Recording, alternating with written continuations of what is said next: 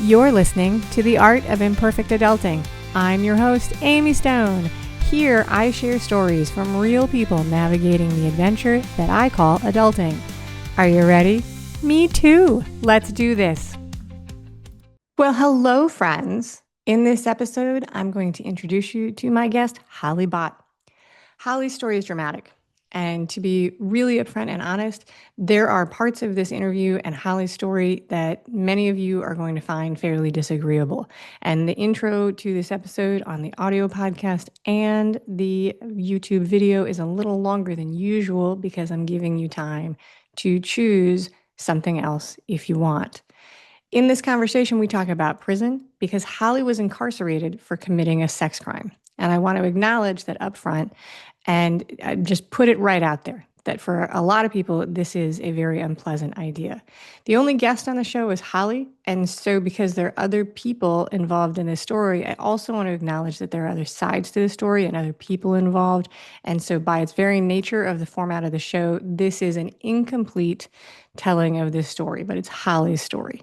Sex crimes are actually right now top headlines in the news in the United States because of the Epstein files. I'm recording this at the end-ish of November. Hopefully those will be out of the news cycle by the time this drops and releases in January. I'm giving you this heads up about the content because I want to give you the option to make the best decision for yourself, whether or not this is an episode that you want to consume. I'm even going to mark the episode as explicit on the audio platforms, which is something that I haven't done yet in the show. This is the second time I've recorded this intro. I thought about it overnight. And one of the things I considered actually was just not releasing it and not having to deal with any of the pushback or feedback that I might get for having this type of content on the show. It is the reality that what happens is that when I put these stories out, the impact is that I am amplifying and magnifying the reach. That's what it does. This is a small show, but it does have reach, and the reach grows daily. I decided to release the story, and I'll tell you why. I interview a wide variety of guests, and I share their experiences as humans, and their experiences are very different than mine. So the reality that somebody's a guest on the show doesn't actually mean that I have alignment with their ideas or their actions or that we are affiliated in any way. But no matter how clearly I state that and how much people might know that, the other side of that is that there are definitely people in the audience who are going to judge me, judge the show, judge the platform based on the people I have as guests. That's just the way it goes. That's just the reality of the situation. As a person, I do my best to tell each story with dignity and professionalism, treating the guest as a human being, as a person. As the producer of this show, I actually think that the audience, that you in the audience are smart enough to make your own decisions about what you think about the content, about what you think about me, about the guest and the show. And so I've made an editorial decision with several of these episodes just to allow you that decision. You get to decide. So when we hear stories of people who do things that we don't agree with, I think it's normal to ask ourselves, how could anybody do that? But I also think that the other side of that is that most of us are living one small decision, one small action away from a radical change in our lives. That's actually kind of one of the themes of the show, right? I only know a little tiny bit about my guests when we start the interview. I don't have a fact-checking department. I'm not the New Yorker magazine. Nope. I did know that Holly had been in prison, but I actually didn't know for what crime until I asked her during the interview. My journalism professors way back in the 1900s, they would probably score me poorly on that, to be upfront. Holly openly shares the details of her crime, and we talk about the choices that she made that eventually got her into prison. She shares the impact of her life as a felon from her first person perspective. She talks about the stigma she feels that she's experienced after being charged, before going to prison, while she was in prison as a part of that community, and now after she is released into what we'd call society. And she has made the decision to go public with her story. This is her story, and she's decided to be public about it, and so I've decided I'm going to respect that. A part of Holly's story is faith-based, and she is a Christian. This is not a faith-based show, but we do talk about that during the interview because it is part of Holly's story. Jeepers. I had a lot to say about this. Almost definitely, I am making a mountain out of a molehill, but let's go with it. Are you ready for the interview? All right, here we go. Welcome to the Art of Imperfect Adulting. We're going to do that one more time. Sorry. I haven't done that in a long time. Super funny. Okay, here we go. Welcome to the Art of Imperfect Adulting. Holly Bott, are you ready for a fun conversation? I absolutely am. Yay! All right, Yeah. first question. What part of the world do you call home? I am in Minneapolis, Minnesota. Love it. Love it. All right. So, next warm up question. So, we're recording this like sort of right before Thanksgiving. It's not going to come out until January, but this has a Thanksgiving theme to it. I have leftovers already on my mind. So, the question is, do you like leftovers? And if you do you have a leftover that you will eat cold out of the fridge without warming it up? So I didn't like leftovers until the air fryer became a thing. And an air fryer can make it taste like it was just made. So yes, but I don't have a favorite. I think maybe pizza in the air Pizza, fryer. cold pizza. That's one of the things I had. It's one of the things I had in my mind because it's yeah, I don't know. Some people are super creeped out by leftovers. The kids in my house, they just think that everything is only meant to be eaten fresh. But I'm a big fan. All right, so today's conversation, to be honest with the audience, I'll be really upfront. It has a pretty dramatic start, if I do say so myself. That's a little bit of the warning for people's ears to perk up and pay attention. We're going to talk about how your life changed because of serving a prison sentence, incarceration. So, are you ready to talk about that with me? I am. Thank All you. right, you got it, Holly. Let's do it. So, you shared with me that I think you were sentenced to 12 years and served 8. Is that the Correct. math? Okay. That's All correct. right. So can we start with what got you in there? I'm not sure exactly what the right words for this question are because my only training for this is watching things like Law and Order, which is not actually training at all. But so what is the lead up to how you ended up being sentenced to 12 years in prison? So I suppose there's a lot of ways people could answer that. For me, the short answer is my charges were I was 34 years old and I had 5 children. My oldest was in high school and I had sex with one of his high school friends. And Oh, that is even juicier than I expected. Okay, go on. and so I was arrested for that, and I just wanted to plead guilty. I knew that I was facing something serious, but I didn't want to fight this in court or anything. And it takes about a year to work through the court systems. They don't show that on Law and Order, that's for sure. And it's just a lot of pencil pushing. And so it took about a year for me to receive my sentence, and the sentence was 12 years in prison. And at that time, my children were 16, 11, 10, 8, and 4 years old. And so it was a very devastating sentence. There's great leeway. I don't know what it is in other places, but in the state of Minnesota, the judge has the ability to give just probation or a maximum of 12 years. And so walking into the courtroom facing my sentencing, I did not know what to expect. And there really weren't any hints. And I hoped that I would walk home that day on probation. And I almost passed out when he said 12 years. Really, my blood pressure dropped, my vision went dark, and I just couldn't believe what I was hearing. So that's kind of what led up to me finding myself in cuffs. Yeah, no, I think it's very true that they don't show that part on TV, how slow the process is. I had just sort of read about it in a variety of, things. The Orange is the New Black in that book, they talk about that in there, how long it takes. And so that was definitely one of the things that I was curious about. So it was a year between when you were arrested and charged with a crime and when you had your sentencing day in court. And then if I'm understanding correctly, all that was happening in between is you pled guilty. Yes. You Yeah. accepted the charge. I was out on bail Okay. and awaiting sentencing. And I will tell you, It's such a state of shock. Any crime not only traumatizes the victims in the community, but the person themselves is traumatized, the perpetrator. We traumatize ourselves by what we didn't believe we were capable of. And so that sort of it's an identity crisis, and it's the beginning of many because prison will cause more identity crises. And I did not help myself at all that year waiting up to sentencing. I almost wanted to just hide and have the system do with me what it will. Yeah. And I didn't research anything. I didn't hire a lawyer.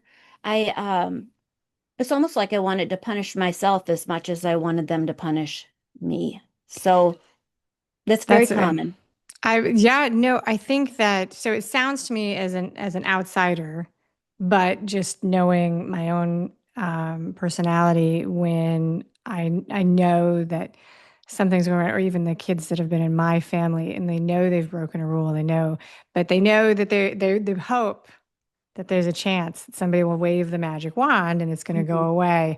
And there was a chance that the judge would have done this in that case. So I think it leans a little bit into human nature to say, well, there's a chance. There's a chance that I might not get this. Okay, so you were, I think at the time this happened, you were 36, is what you shared with me. The sentencing is when I was 36. I committed the crime just before my 35th birthday, and I You're was sentenced 34. a month after my 36th birthday. So, All a year right. and 2 months worth of time in there. Yeah. Oh my goodness, that's a long time. And so you were out on bail. All right, so let's talk a little bit about what life was like hmm before all this happened. You share that you came from a middle class background, and you say that you never knew anybody who even had a criminal record. Which I gotta tell you, I think that's very impressive because I think by my mid 30s, I did know plenty of people who had their own run-ins. Maybe that says more about my friend group than anything else. I don't know. But let's talk about what did life look like for you before this? You had five kids, hmm living in the Twin Cities in Minneapolis. Do you have family? Were you married? What was going on? Were you working? Tell me all the things. Yep. So, I was working. I was a work at home mom, work at home Okay. stay mom, and I was doing computer programming, which you can do remotely. So that was great, even back then. Okay. And you know, it was my second marriage. It was not going well. I was married one time before at age 18. Just a really impulsive act. Out of fresh graduated from high school, me and a man I had dated in high school ran off to Vegas and got married. Came back, went for the weekend, got married, came back. It was a I don't fully understand all the reasons that I did that, except for probably attention seeking. And life was so scary out of my parents' house and living on my own. I was looking for a helper, and I don't know. But anyways, we had one child together, and the marriage lasted less than a year. And he didn't provide any child support. He was not helpful at all when he moved out. And so, in an effort to provide for myself, I got a job driving semi trucks. Oh, goodness, that's exciting. I've You always know, thought it that would be fun. it was, and it paid the best for someone my age without a college degree. It was Okay. a Teamster union job, great health insurance. However, it's physically demanding because part of my job was loading and unloading these semis. And so by age 23, I was really worn out. Working graveyard shift, taking care of my son during the day. I mean, there were some weeks I got 10 hours of sleep for the whole week, just like 2 hours a night. That's it. Um, and so I started thinking, I really need a partner again. And I went looking back to the same dating pool I had looked at the last time, and I reconnected with someone I had known in high school, and we got married.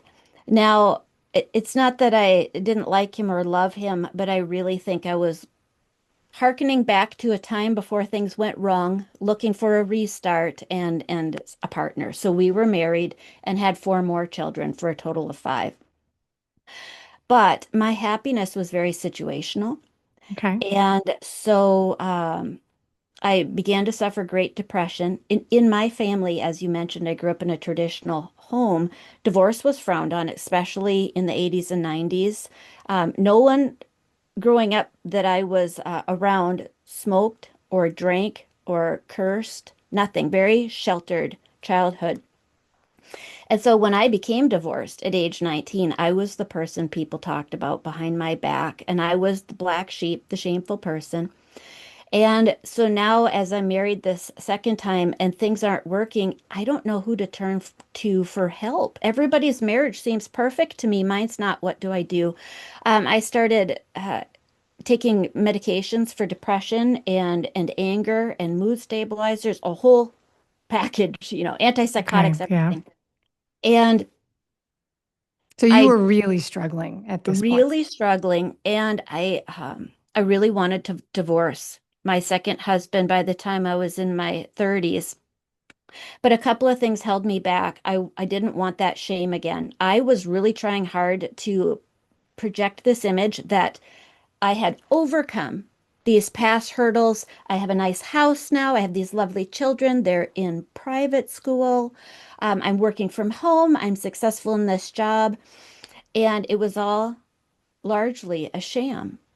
And so I really reached a crisis moment of desperate measures, right? So me committing my crime, like many crimes, I've interviewed other women and men.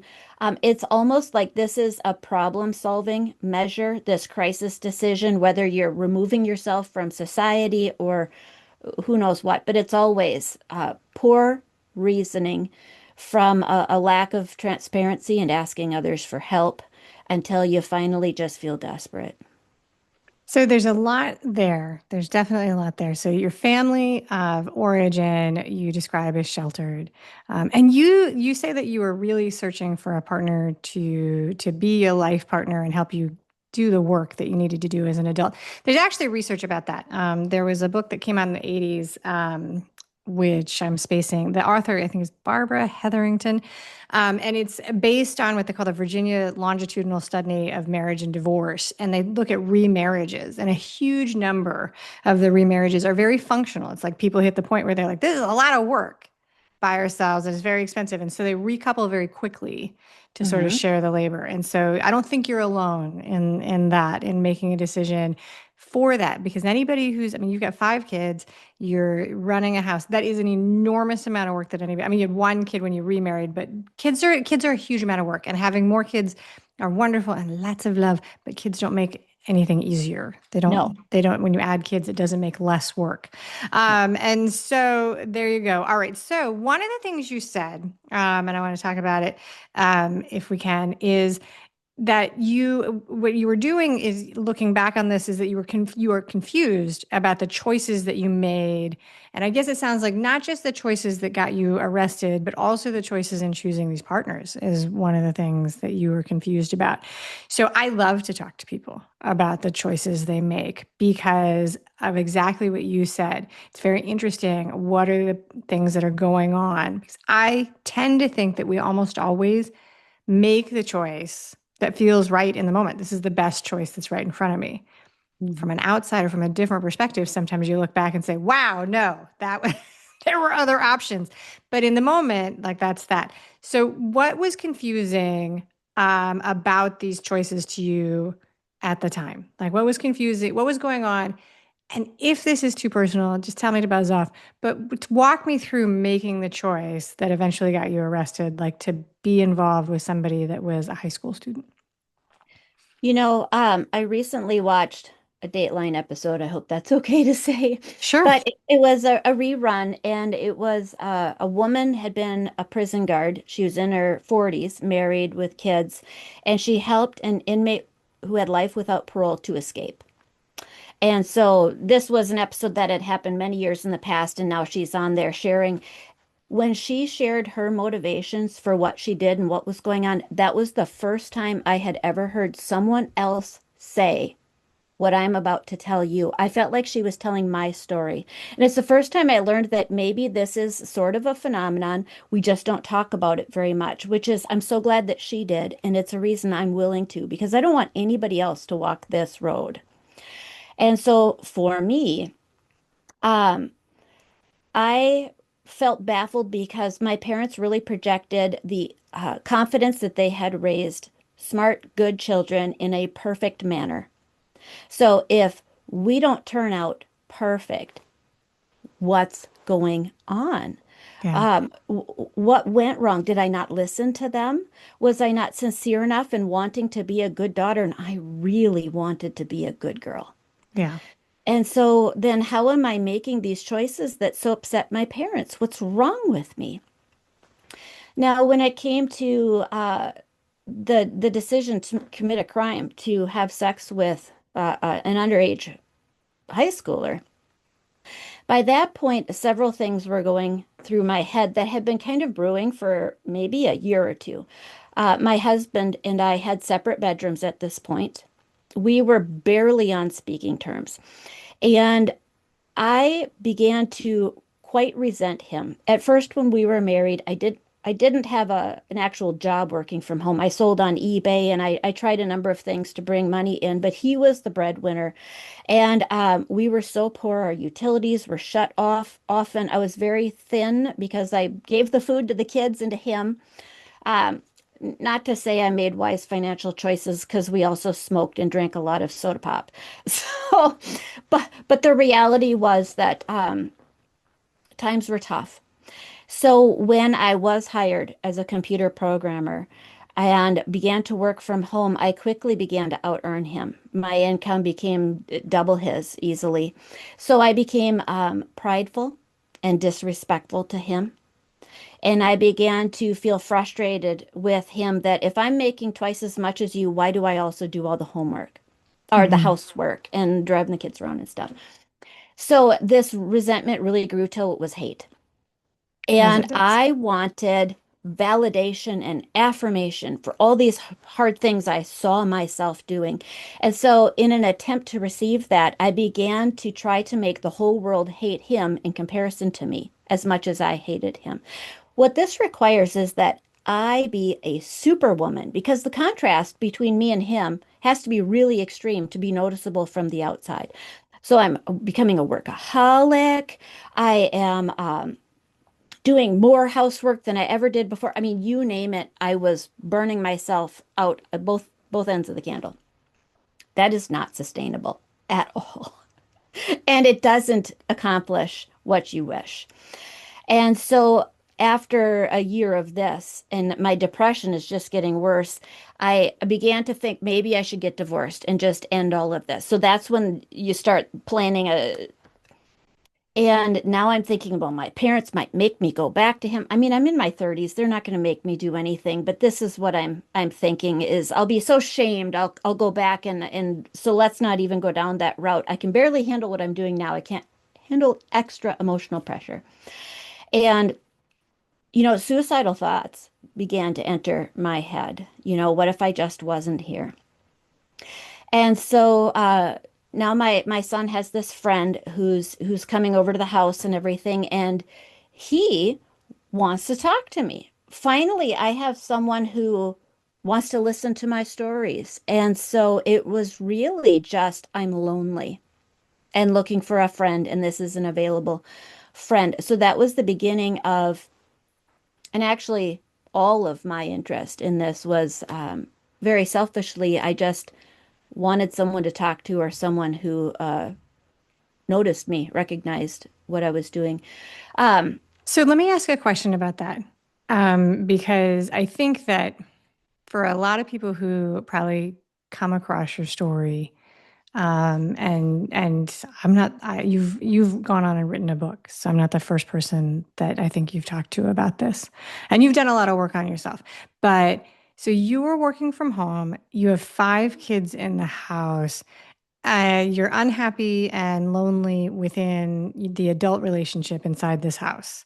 Um, did you have like a friend group outside of the marriage, or what were you isolated? Like, I mean, what was your, did you have community and other adult friends, or how cut off were you from like a support network or any of those things when this was going on?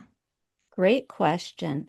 I did not have a solid support network of friends. I did have a best friend. She's a cousin of mine, and she had 7 kids. Okay. And so I really felt I could relate in many ways to her. And she is a very helpful person to me. But of course, she's very busy with her own things. Yep. And working from home and taking care of the kids from home meant I just didn't have a lot of available time to Yep. socialize. And I did not take advantage of opportunities like going to church to have where we all go together and there's a women's group there or something. I was not taking advantage of things that were available to me. And so, no, I mean, my family was around. I would not say that they were truly aware. And part of this was my fault. I was not being transparent. Was intentionally projecting the image that everything is fine. Right. But And that was being driven partly because of your awareness and sensation that your actions reflected on your parents, correct. and that was important to you. I want to just quickly touch on the fact because I think this is the unspoken question that the audience has bouncing around in their head. And so I'll ask you, and you can tell me as much or as little as you want about it. Um, what were you aware, and or was there any time where you were like, this is not appropriate behavior, and I should not do this? Yes, Okay. absolutely. After even just so this kid's over, and sometimes he's stopping by my office and at the home at my computer desk just to say hey and what's going on and whatever. Um, there was, I don't know how even to explain. He started to stop by more and more, and I don't want to say too much about this kid. Well, he's in his Right, 30s because we now, want to but be, yeah, but we do want to be sensitive yep, about the fact that we're telling your story and not yep. his. Yeah, But 100%. Yeah. he came from a difficult home life, so I think he was interested in you know, a happy home life or whatever we were presenting at our house. And that he was attracted to that. And so he started stopping by more and more. And I started to then I started to feel uncomfortable. My kids don't stop by my computer when I'm working this much to talk to me. Something's a little off. But again, I thought, what's the harm? Right. But the harm was that things were growing, that if you don't nip in the bud when you first have those red flags, even minor ones, you should stop and ask yourself some questions. I really did use the tool of problem solving of ignore it and it will go away. It'll just work itself out. And it never does.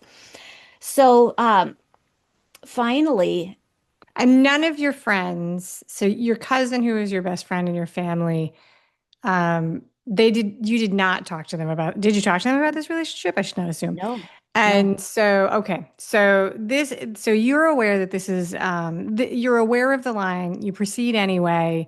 Um, I think that I will just say this. I think that, because you've faced a lot of stigma and a lot of judgment and you've served your time for this. And so I want to just say that, I think that humans are very much motivated by finding people who see them, who hear them, that force of like being loved and feeling loved is a really, really strong pull. And I think, I'm not an expert. I'm not talking about something I know, but I mean, there are millions of stories and books of people doing extreme things, both, good, bad, and all the thing, just because they're chasing that sensation.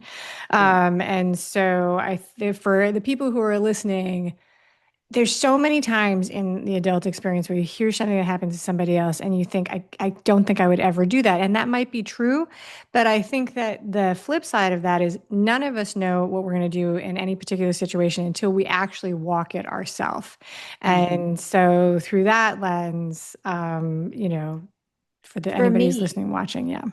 For me, I will say that the real serious line, the line of which it's there's no going back from this, and this will become a crime if I take this next step. What went through my mind was this would be social suicide. Mm, And if I am too cowardly to kill myself for from real real, life. this is a way that everyone will give up on me. The pressure, it was, unrealistic, totally irrational thinking, but I was thinking this is a way that everyone will just say, "Oh, forget about her," and I can stop performing. So that's really interesting because there is a thing about burnout and women, and specifically parents, people who are in that job, where they talk to women who fantasize about becoming very, very sick. Hmm. Specifically, they have a fantasy of being put in the hospital, right? When you think to yourself, who would have the fantasy of doing that? They're so tired that the only way they can see of getting out from underneath all the work is that they would be in the hospital. And so, what I hear you saying is that when you think back at this, you were willing to burn everything down, Hmm. and you were aware of that, and that was that. It's a little bit of a mismatch though, from that and then the sentencing and hoping that somebody would make it go away. Yep. Okay. Yep. When I was in jail and I was arrested, when I was 35, just after my 35th birthday, and had to be bailed out. And while I was waiting to be bailed out, another inmate came over and said something like, I'm getting out of here soon. I bet you're hoping to get out of here soon. And I looked at her and said, I'm not ready to go home. Yeah. And I meant it. And she looked at me like I was the strangest person she had ever met. Who wants to be here? And I was thinking, me. Because it was away from your problems. All right. So you serve 8 years, you were sentenced to 12. Just because I'm a super curious, annoying person. What was the level of prison that you were in? So at first you were in jail, then you get out on bond, you're on bail, you're home, and then you go to prison. What level of security prison were you in? So in Minnesota, there's only one Oh, women's okay. state prison, and it is all custody levels from minimum all the way up to supermax. What's really interesting is when I was incarcerated there, there was no fence. You could just Oh, literally walk off the property, and we wore street clothes. And there are women there sentenced to life without parole that have been there 20, 30 years, and they just don't leave. And so it was very surreal for me when I arrived there. It looks exactly like a college campus. We're not all indoors. The cafeteria is one building. You walk, 100 yards to get to, the work building or to your living unit. And there was many times that you're allowed from building to building by yourself without a supervising guard, even in the dark, right? If someone came to visit me and it was evening and it's dark out, they would let me out of my living unit. I would walk across the property by myself on this unfenced prison area over to the visiting room, and then sometimes I even had to knock on the door like, hey, because the guard in the visiting building would not be paying attention, and I'd be okay. essentially locked out of the prison, and would, hey, let me in, I have a visit. And so very bizarre, but they really had almost no escapes in all the history. I remember just before I got there, there's a woman who escaped to go to a concert, and then she came back after the concert. Oh my goodness. Well, I mean, if you're not well, listen, there you go. Okay, so all right. So then this sounds to me like, I mean, 12 years, 8 years, this sounds to me like an enormous amount of time. And and I want to ask you, because you say that during this time you found humility and love for others. Can you tell me more about what you mean by that? Like, what was it about the incarceration experience that leaned into humility and love for others? Well, I was not humble when I entered, and I've kind of alluded to that in explaining my efforts to look like Superwoman, and Mm-hmm. that I was very disrespectful to my husband and things. Um, and since I'd grown up sheltered and didn't know anybody who had a felony background, then I felt self-righteous or superior, right? So that also led to the confusion of how could I have committed a crime? How could I be here? This defies who I think of as Holly. And something interesting that happens when someone is convicted and sentenced for a crime, especially a serious crime, the general public immediately makes a new label for that person. And in the public's mind, it's an immediate identity switch. However, as the person who committed the crime, we don't do that. We don't relabel ourselves. We can't help but see the person we've been since we ever made a memory. And so then that's baffling. Am I this monster and everything? So that was the pride aspect, really, is not, at first not digging deep into those questions and then just allowing myself to be confused because I didn't want to ask myself the hard questions. Therefore, there's no answers, and I'm just confused. Um, and and then love for others. I was still bitter and angry and resentful at my ex-husband, not because of my crime, but just for the same reasons I had been before I committed a crime.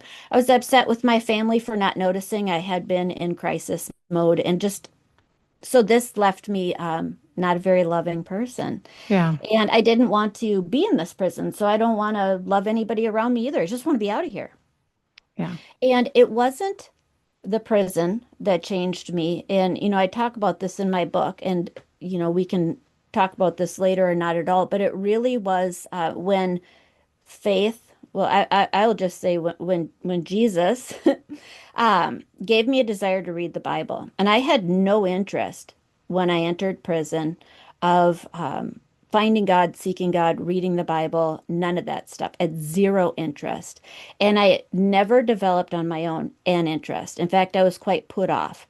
I thought of myself as a good Christian culturally, socially, but I had no interest in fanaticism or actually reading any of that or talking about it or anything.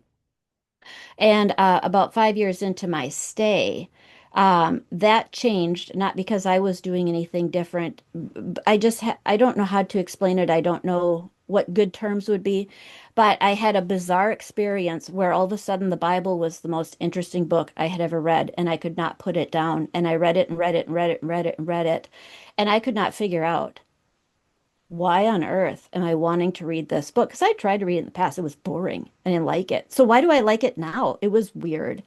But that was the start of things changing for me because there's good advice in it about, not being prideful and loving others. And I began to think, I thought I was such a good person, but well, first my thought was, I wonder who all these prideful people are that the Bible is talking about. Certainly not me.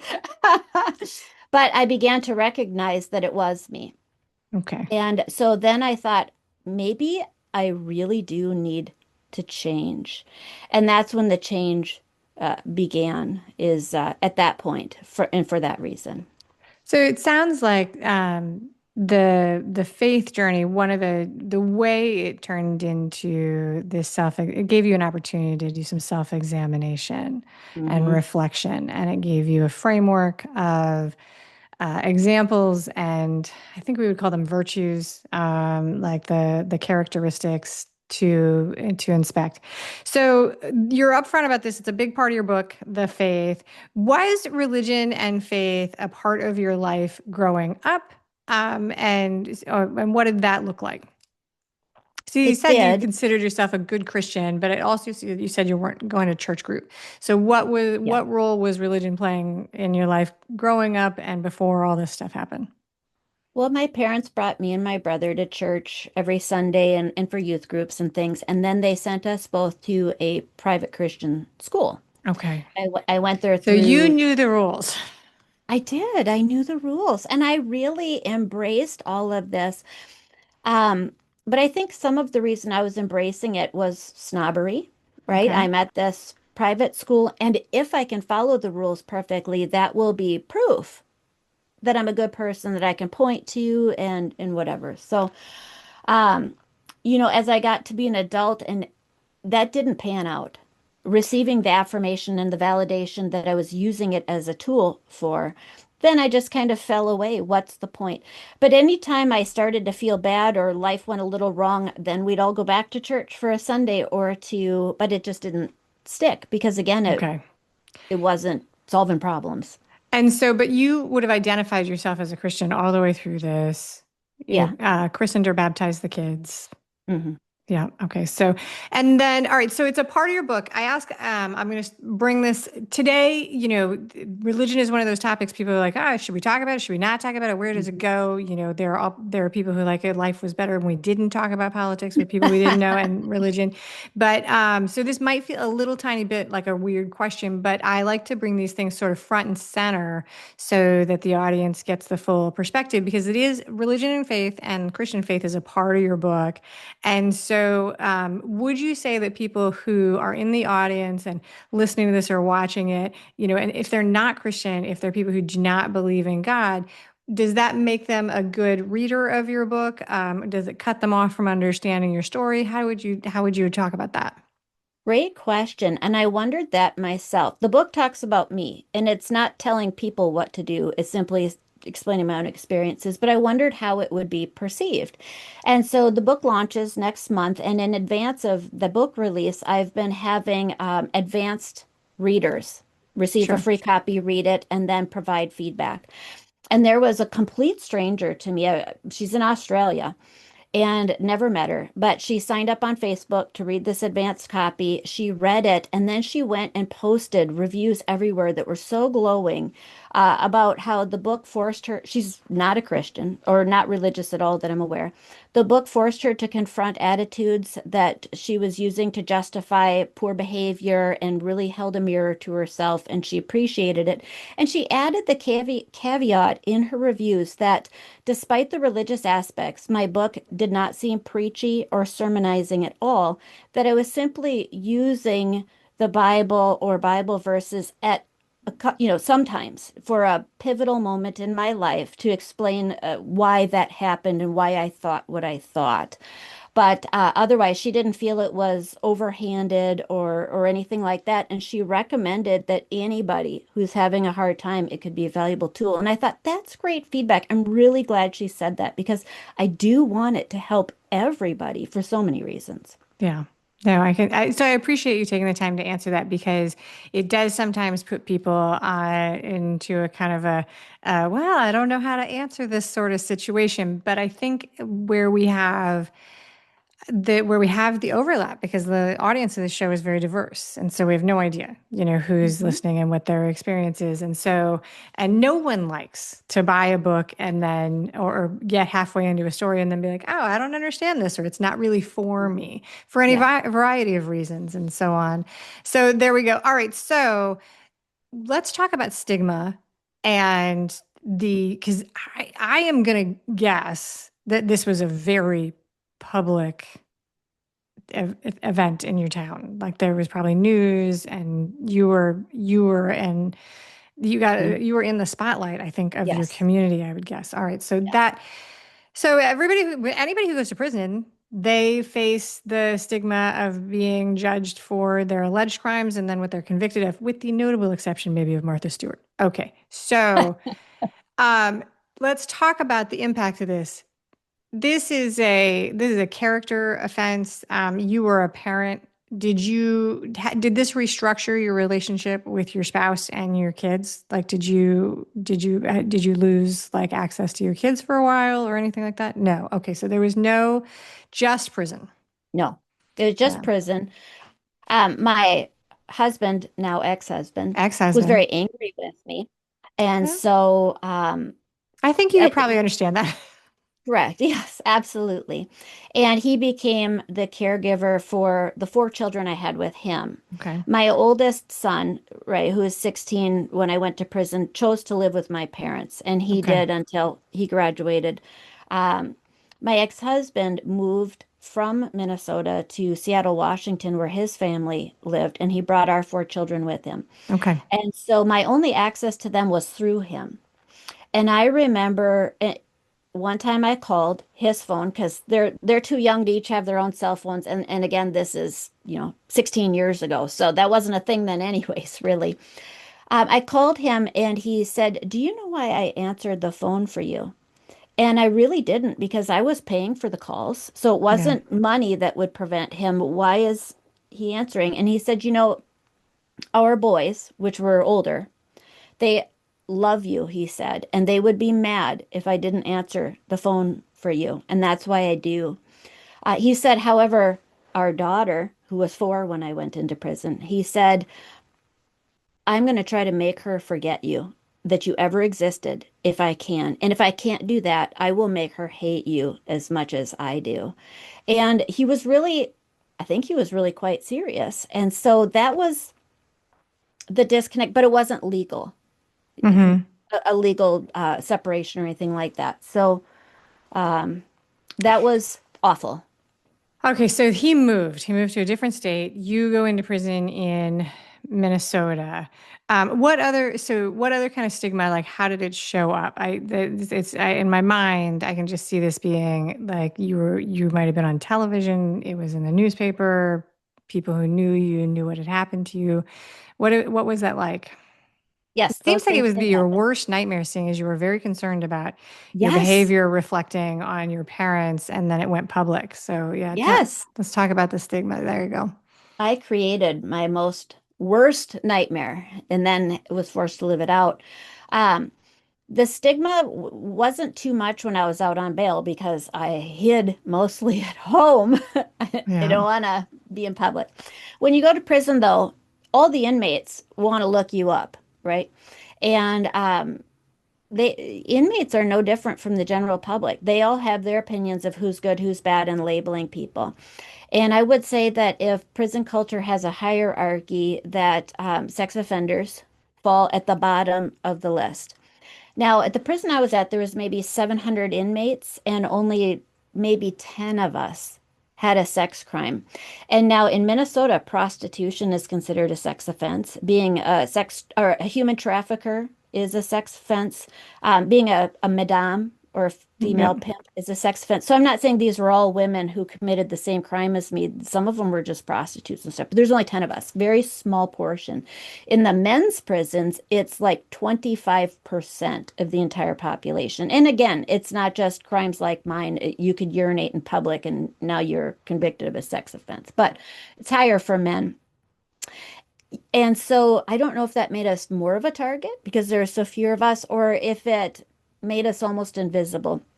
But when I was there, the few women that I did meet that I knew what their charges were, that it was a sex case, they hid in their room. They didn't want anybody to know why they were there and what had happened. And I thought, I can't live like that because I have caused harm and I want to stop hiding from people's honest response of anger and disgust. They have a right to feel those things. I don't want to invalidate it. Not that should be beat up for this, but at least it would help me to recognize and emotionally understand the damage that I've done, right? And if I hide from that, I'm cheating myself, I'm cheating community. So I did not publicize why I was there, but I was truthful if I was asked.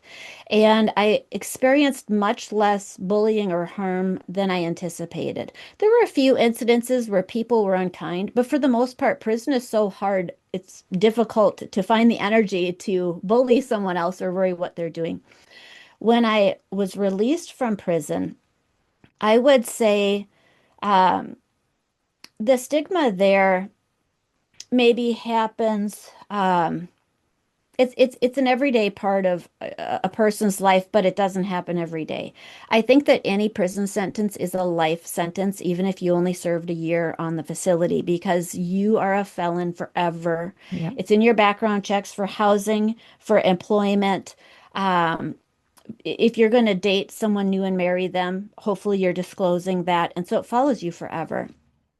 And so that's always in the back of your mind. And I want to be sensitive to the people that I meet, whether or not they need to know this. If it doesn't matter, would knowing hurt them or help them, and just be really careful on how I approach this subject, not for my sake, right?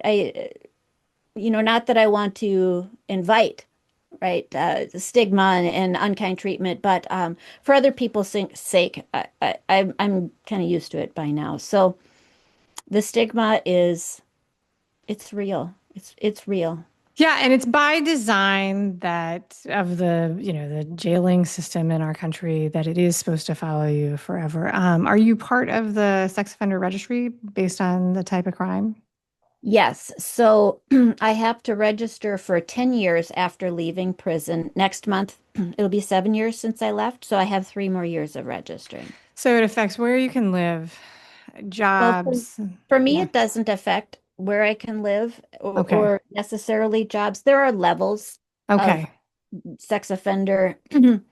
I guess that they'd call it like danger levels, and mine Okay. is the lowest level. So really, I need a probation officer's approval for things, but I don't have to ask approval for everything, and there's nothing that's outright a no. It's discretionary. Okay, that's very interesting. I didn't know that. Because people are, the data is, depending on where you live, the data is, can be very, very public. And people use, the app Nextdoor app to figure out who their neighbors are and who lives there. And sometimes, sometimes I can imagine that this would come sneaking up, even though you're not trying to hide who you are. But I can imagine that you would be confronted by somebody who would challenge you based on they discovered that you were a felon. Um, I don't think that's ever happened. But again, I am so interested in helping other people and even if the person I'm speaking to isn't the person who might have a problem, they might be worried about someone else who does. And so again, I don't okay. advertise my felony status, but it's in my everyday life. I do prison ministry now. So I will talk about I'm visiting my friend that I did time with in prison, and then that sparks a conversation. But that's just I'm not trying to hide those things. They just and one of the jobs that I've had since leaving prison is I was the general manager and ran a very large multi-million dollar company. The person who hired me and put me in charge, of course, he's been a friend since high school, so, and he's been very supportive this whole time. But he received a lot of flack. Is that the right word? Or Pushback. resistance, pushback, sure. Yeah. Or even just criticism Yeah. for making a decision. How can you put a felon in charge of your whole business and everything else? And I am so grateful to him because he has a partner in the business as their co-owners, and their families got together first before they even offered me a job. What can we expect? Can the business handle if this is very public and people are really resistant? And they desired to hire me anyways and came to me with that and offered me the job. And their commitment was so strong that when they did receive pushback, they didn't even tell me. Yeah. They That's very not, interesting. yeah, they didn't let me hit the brunt of it. So very wonderful. And this is again, it's not my expertise, but there are a couple of very public stories of people who've come out of incarcerated systems and then gone on and they talk about it. One of them is the most recent book, The Secret Life of Mama Love, is her story of working after being in prison. The founder of, I think, Dave's Super Bread or something like that, he talks about it. He went into business because he was not able to find a job to be hired because of his resume, his felonisms on his resume. So it's definitely something that others have talked about. Do you worry at all based on the stigma of when you release the book and more people find out about your past, do you worry about more visibility and it coming back to get sort of bad juju coming your way? I don't worry about it. I certainly expect it. Okay. Um, but I have already received a lot of wonderful feedback from like family members of incarcerated individuals who were so concerned about them and they just really needed encouragement and hope. And so I think it's worth it. And I'll tell you, the reason I wrote the book was I was writing to my former self. This is the book I wish I had had before I committed my crime, or the day I entered prison, or you name it. At some time in the past when I was broken and discouraged and thought there was no hope and that I was the black sheep forever. If I had had this book, it would have mitigated a lot of the impact to myself and to my family, to my children, to my community, because I would have from the start perhaps acted and behaved a little differently, having hope. Might have started to work on myself sooner, believing it was worthwhile, that I wasn't a throwaway person. And if my family had had a book like this, perhaps they did give up on me. I did get my wish of social suicide. And that was hurtful to them, not helpful to them to give up on me. And maybe this book would have eased their burden sooner as well. And so that's the book that I wrote. I just wrote it speaking to my old self. And I do hope that it will find someone else in that circumstance and help them. All right. So one more question, then we'll begin to wrap it up. Earlier, we talked about your confusion around the choices that you were making in your 30s and earlier. And it's been some time since you made those Mhm. choices and you've done a Yes. lot of work on yourself. I know that sometimes when I look back on decisions that I made when I was younger, sometimes I have no idea what I was thinking. I look back and I'm like, oh my gosh, why would I have thought that that was the thing to do? But other times I can look back at the decisions I made and be like, oh, you know what? Even though that was sort of a wild thing to do, I can see why I Mhm. did that. I can see why I made that choice. When you look back at the younger version of yourself now that you've had this time where you've really reflected on the penance, you've done the work for, looking at your virtues, and now you do ministry and all of these other things. So, Holly, when you look back at these decisions and the younger version of you, can you understand why you made these decisions, or do you still look back and be like, yeah, no, that I shouldn't have done that? I have many answers today that I did not have then. However, I'm still learning, and it's still a process, right? To examine those types of things. So I would say I am not fully informed and still seek to better understand myself so I can better understand others and love them and have mercy for people.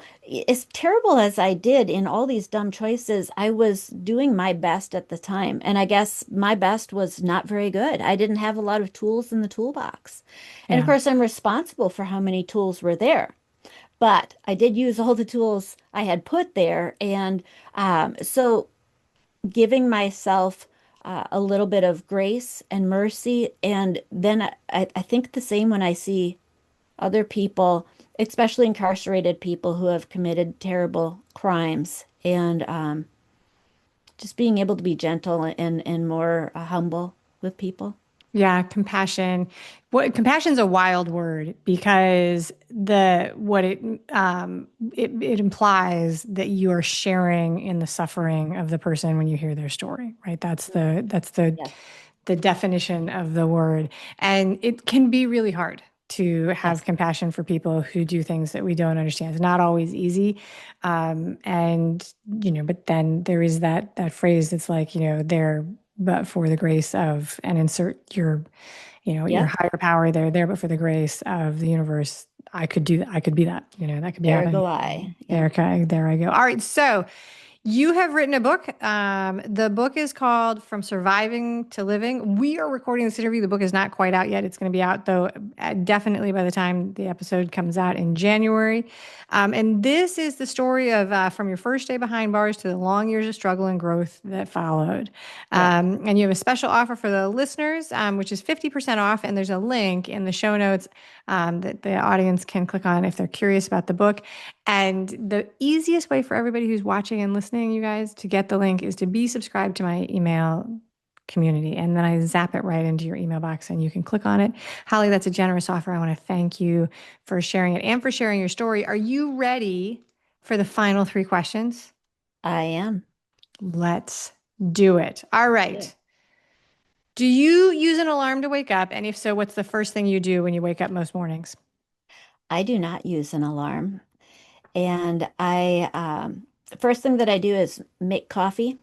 Okay. And I have cats. You have to feed the cats because if they can even see the bottom of the bowl, you are failing, falling down in the job. So that's how I get my day started is fresh, coffee and cats and sitting down on the couch and planning my day. Very nice. Very nice. Do you shop online And if so, what's the most recent thing that you purchased for yourself? Oh, I wish I was wearing it. I do shop online and I just bought a shirt that says all my role models went to prison. And then it lists characters from the Bible, John and Joseph and Peter. And so I don't know. I just thought it was a fun shirt and I bought that online. Okay, I'm gonna look that up. That is an interesting t-shirt. I was recently traveling and so do you remember that book, the game from the 80s, the Oregon Trail? Yes. Okay, so I saw a shirt and had that wagon from the Oregon Trail, and then in print it said something like, "Get in, we're getting dysentery," like we're gonna go get dysentery. And I think that's only funny if you played that game because it always ended with dying. Like no matter what choices you made, it was like, and now you've died from dysentery. you know.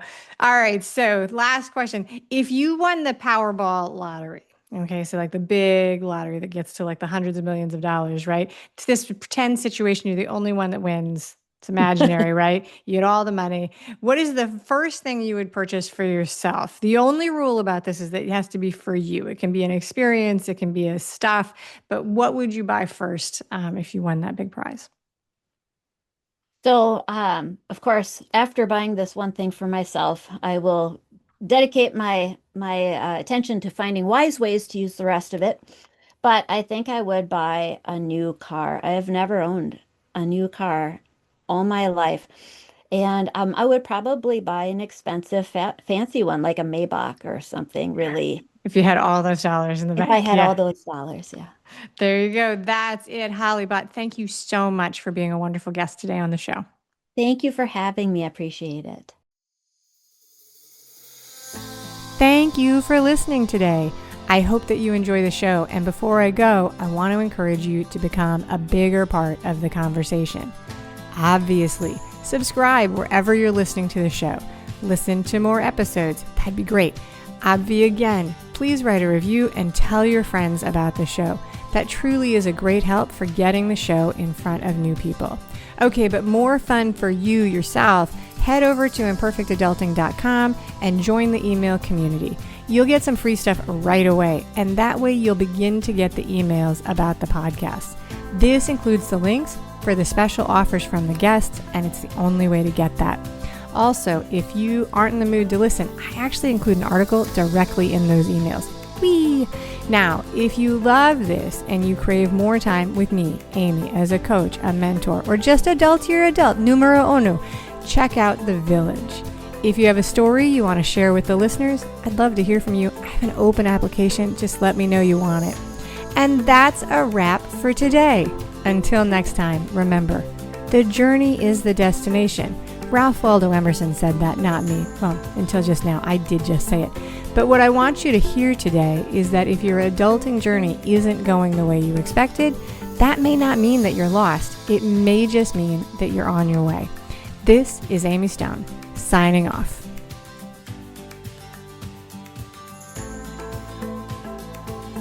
The Imperfect Adulting podcast is created and produced by Amy Stone and Amy Says So. Anything expressed on this show is offered as entertainment, and the views of the guests may not always represent the ideas and viewpoints of the host. That's me. Amy does not intend or hold herself out to provide professional advice or recommendations of any kind. In the end, you and you alone need to make those kinds of decisions based on your personal and individual situation, needs, circumstances, and comfort level.